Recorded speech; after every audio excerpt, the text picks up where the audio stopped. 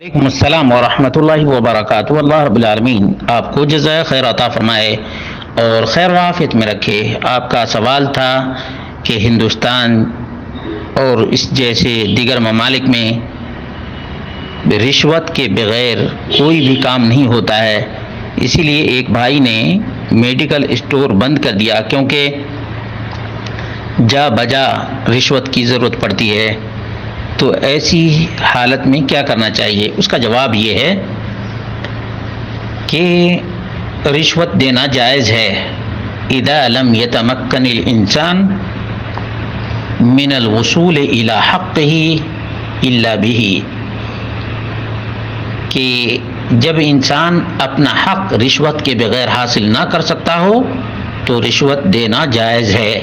وَتَكُونُ حِينَئِذٍ حَرَامًا عَلَى الْآخِذِ دُونَ الْمُعْطِي، ایسی صورت میں رشوت لینے والا حرام خور ہوگا، دینے والا نہیں۔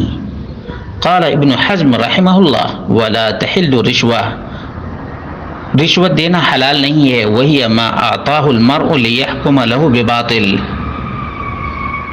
اور رشوت وہ ہے کہ آدمی کسی باطل کا فیصلہ لینے کے لیے پیسے دے، او لیولی ولایتاً، یا ولایت حاصل کرنے کے لیے پیسہ دے، او لیظلم لہ انسان، یا کسی انسان پر ظلم کرنے کے لیے رشوت دے، فہنا یأثم المعطی والآخذ، تو ایسی صورت میں لینے اور دینے والے دونوں کے دونوں گناہ گار ہوں گے۔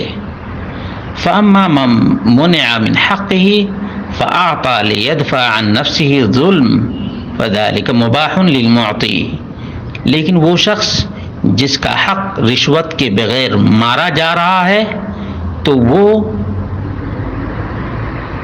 رشوت دے کر ظلم کو دفع کر سکتا ہے۔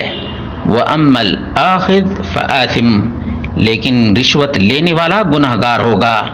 معلوم یہ ہوا کہ جہاں پر رشوت کے بغیر حق نہ ملتا ہو وہاں پر رشوت دے سکتے ہیں، لینے والے کو گناہ ہوگا، دینے والے کو نہیں۔